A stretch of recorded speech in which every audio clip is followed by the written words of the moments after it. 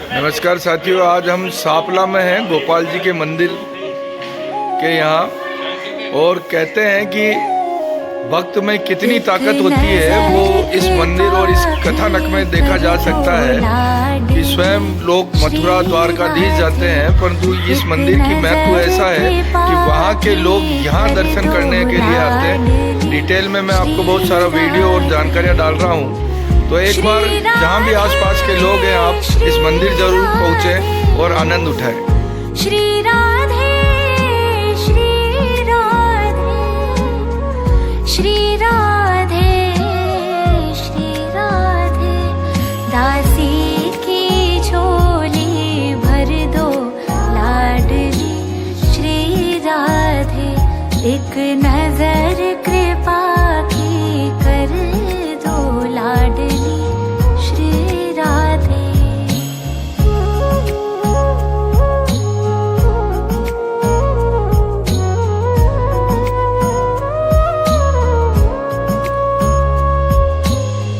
माना कि मैं पतित बहुत हूँ, माना कि मैं पतित बहुत हूँ,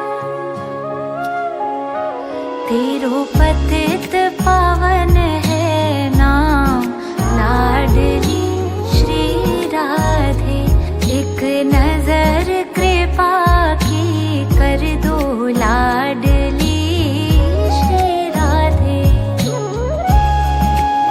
दास जी ने तपस्या करके श्री गोपाल जी महाराज के लिए पैदल यात्रा की और लगभग गोमती नदी के किनारे पहुंचने पे भगवान वहां पे प्रकट हुए और उनको आश्वासन दिया कि मैं मकसर बुध नवमी रविवार के दिन बंजारों की बालद के अंदर जो गेहूं की पोटलियाँ रहती है उनको बालद बोलते हैं, उसमें विराजमान होकर तुम्हारे इस सापला बेशमानपुरी गांव में निश्चित रूप से आऊँगा। उनकी भक्ति में इतनी तपस्या में इतनी ताकत थी कि भगवान को विवश होकर यहाँ पे आना ही पड़ा और मकसद नवमी रविवार के दिन बिल्कुल भगवान यहाँ पे पधारे।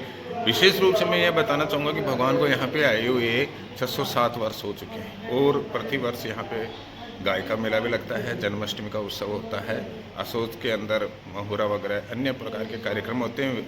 यहाँ के जो कार्यक्रम हैं भारतवर्ष में कहीं देखने को नहीं मिलते। बहुत से कार्यक्रम हैं, बहुत से बड़े मंदिर हैं, बहुत सी जगह पे मिलते हैं अपने को। यहाँ के जो भगवान के श्री विग्रह है, जो मूर्ति है, वो भी अलग ही छवि बनाई हुई है, महिमा लिए हुई है। अन्नकूट पे गाय का मेला विशेष रूप से बढ़ता है। हजारों की भीड़ के अंदर गाय दौड़ती हुई मंदिर के विमान के भगवान के विमान के नीचे निकलकर मंदिर पहुँचती है। ये अपने आप में सीधे स्कूल के वहाँ खड़े होने के बाद में गाय मतलब जैसे अपने यहाँ सवा ग्यारह बजे भगवान का विमान निकलता है। विमान निकलने के बाद में लगभग 11:15 के लगभग भक्त अहिल्याबाई है स्थान अपने जहाँ पे भक्त अहिल्याबाई राजपूत समाज से, वहाँ पे भगवान का मतलब झांकी का कार्यक्रम रहता है। अपने यहाँ विमान का मतलब घूमना, भगवान ने वादा किया था अहिल्याबाई से वर्ष में 2 बार मैं यहाँ से मेरे विमान में पास होकर निकलूंगा। 2 बार, एक तो अन्नकूट, दूसरा है जलजून 11वें सभी गाँव में होता ही है, तो 11 के दिन और अन्नकूट में 2 बार भगवान का विमान निकलता है। उस विमान के अंदर मतलब भगवान के जैसे पुजारी वगैरह पकड़े रहते हैं हजारों की भीड़ के अंदर। वो दृश्य भी अपने आप में देखने लायक होता है। पैर रखने की जगह नहीं, चारों वो फुल भीड़, उस भीड़ में विमान का एक अहिल्याबाई का जो स्थान है उस स्थान की तरफ अपना एकदम घूम के वापस आगे की ओर बढ़ना, वो अहिल्याबाई को भी झांकी। इतनी भक्ति थी, उनसे वादा भी किया था भगवान ने, तो वो भी कार्यक्रम रहता है 2 बार का। तो फिर यहाँ से मतलब जैसे पूरे गांव की गाय वहाँ सीनियर स्कूल लगभग ये समझ लो आप 400 मीटर की दूरी पे गाय खड़े रहना। उस गाय में से ठीकरे के माध्यम से दौड़ती हुई एक गाय किसी भी तरह की, उसके साथ उसका बछड़ा भी आ सकता है, काली पीली लाल किसी भी रंग की आ सकती है। उन गायों में से दौड़ते हैं। हमारे नियम ये है कि साइड से निकलना, इस गेट से गाय का निकलना जरूरी है। गेट से निकल के भगवान का विमान यहाँ कीर्ति स्तंभ यहाँ खड़ा रहता है प्रकट स्थल पे।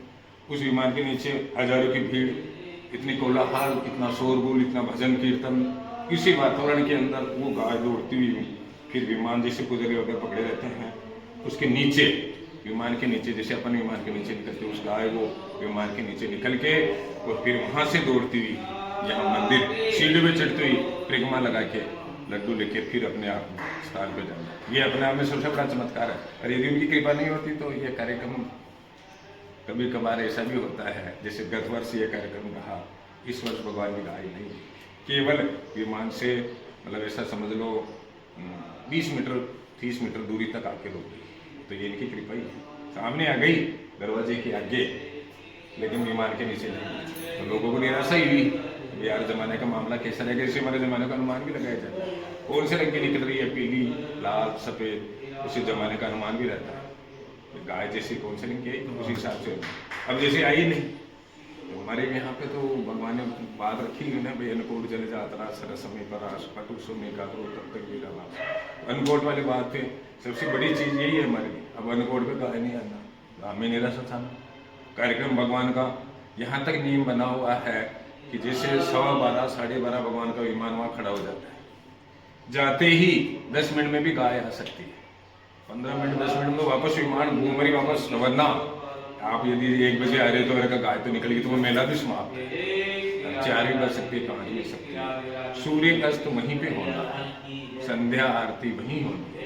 यदि गाय नहीं आती तब तक आरती वहीं की होके, आरती के पश्चात भगवान का विमान वापस रवाना होता है। फिर गाँव में घूम के फिर यहाँ आना, तो अपने आप में 9 बज जाते हैं। फिर वो कार्यक्रम का हमारा आनंद, जो भगवान की यहाँ प्रसादी गाँव से अन्नकूट का प्रसाद सब लेके जाते, तो वो आनंद रहता है। 8 बजे के बाद भूख लग रही, फिर खवाया रोटी हलवा भगवान का, तो कार्यक्रम लेट हो बड़ा आरती वगैरह घूम रहे हो सब। अन्नकूट के हमारे प्रसंग आता है अन्नकूट के बारे में, जो गंज को बोलते हैं हमारे को, उस प्रसाद का भी कथा में अलग प्रसंग है, इनका अलग महत्व है। भगवान की इस प्रसाद को यहाँ तक दिया है कि अंतिम समय में यदि मतलब कोई ऐसी अवस्था आ रही है कि भाई इसको देख रहा है कि भाई ये तो जाना है, तो उससे जेल में कितने भी कैसे कुछ काम किए, अंतिम समय उसका उस प्रसाद को थोड़ा सा जैसे तुलसी पात्र देते हैं उस तरह उसको दे दिया जाए, उसका मोक्ष हो जाएगा। कथा में प्रसंग है इसका हमारे गंज को, तो प्रसाद को हम ये के रखते हैं पूरे साल में। भाई यार किसी स्थिति, अब फिर वो तो भगवान की माया है कि किसी टाइम का खई होगा, वो टाइम का याद आ रही ना रही खई करना, वो तो समय वैसे काम है, वो मतलब अलग है। तो वो गाय वाली बात ऐसे है, मतलब नहीं आती है तो नहीं आती, 3 साल नहीं हुई थी एक बार। गाय में भी करिश्मे बहुत सी हुई है हमारे को, जैसे अभी मेरी इतनी उम्र हो गई, हमने भी बहुत सी चीज़ें देखी है। पुराने लोगों ने भी बताते हैं, जैसे अपने अपन देख रहे जो बता रहे, पुराने आदमी बताते हैं। एक गाय 3 बार आ गई, प्रतिवर्ष वही गाय आती, लोग क्यों अरे यार आ गाय आ रही, समझो ना। उस गाय को पास के गाँव में बांध दिया जाती, भाई अपने का नहीं निकलनी चाहिए। वही समय उसी समय गाय जिस समय निकलने के समय वो गाय वहाँ से कूटा तो के विमान के नीचे निकल के भगवान के द्वार पे आती। ये अपने आप में समझ ये बहुत सी मतलब हमारे भगवान के बातें को देखने में मतलब महसूस होता है, अपने आप को नोटिस करते हैं कि यार भगवान का इतना अपना यहाँ करें। समझे तो अगर जैसे भूखियों को मैं मंदिर कथा खी है लेना देना, लेकिन यहाँ जो सिस्टम बना हुआ है 4 बजे भगवान की मंगला आरती, 6 बजे श्रृंगार आरती, अभी 10 बजे भगवान का यहाँ पे भोग का कार्यक्रम हो जाएगा, 12 बजे पोढ़ावड़ा भगवान को पोढ़ा देते हैं। बच्चे तो कलेक्टर साहब हो चेक भी साहब हो नियमों में चाह हाँ कितने जगह में तो 1 लाख रुपये चढ़ाओ सका, थोड़ा दर्शन करा दे तो ना हो। 12 से फिर 4 बजे पुजारी जी वापस आ जाते हैं, स्नान ध्यान करके 5 बजे वापस भगवान को विराजमान करके कार्यक्रम चलता है। 9 बजे मतलब 7 बजे करीब तो वो संध्या आरती होती है, 9 बजे पोढ़ावड़ा हो जाता है, भजन कीर्तन चलते रहते हैं। 9 बजे पोढ़ावड़ा होने के बाद में सुबह वापस पुजारी 3 बजे उठते हैं। ये नियमानुसार चलता है। अभी बाल भोग लगेगा पुजारी जी, तो पीछे बन रहा होगा या पुजारी जी खुद बनाते हैं। नियम हमेशा भगवान के भोग लग रहे हैं नियमानुसार सारे सिस्टमेटिक ढंग से बना हुआ। निम्रक संप्रदाय अपने जो सलीमाबाद है ना, वहाँ से ये जुड़ा हुआ है, क्योंकि दामोदर दास जी का जो गुरु थे वो सलीमाबाद से संबंधित थे, निम्रक संप्रदाय संबंधित। तो निम्रक संप्रदाय के जो नियम है, जैसे 11 स्तंभ होनी है, वैष्णव समाज की पहले आती है, दूसरे दिन निम्बारक की आती, तो यहाँ 11 उसी हिसाब से। जन्माष्टमी पूरे भारत में कहीं भी बन रहे हो, लेकिन निम्बारक संप्रदाय में कहाँ है, दूसरे दिन नवमी के निम्बारक संप्रदाय से है। हाँ ठीक, अब जैसे मकसबुल नवमी का कार्यक्रम रहता है, तो महाराज जी ये प्रहलाद जी दादी जी हैं यहाँ पे, इनके द्वारा मतलब कथा का कार्यक्रम रहता है। अभी जो गए ना हमारा वीडियो से चल रहे, तो ये भी टीचर ही है मकसबुल नवमी का।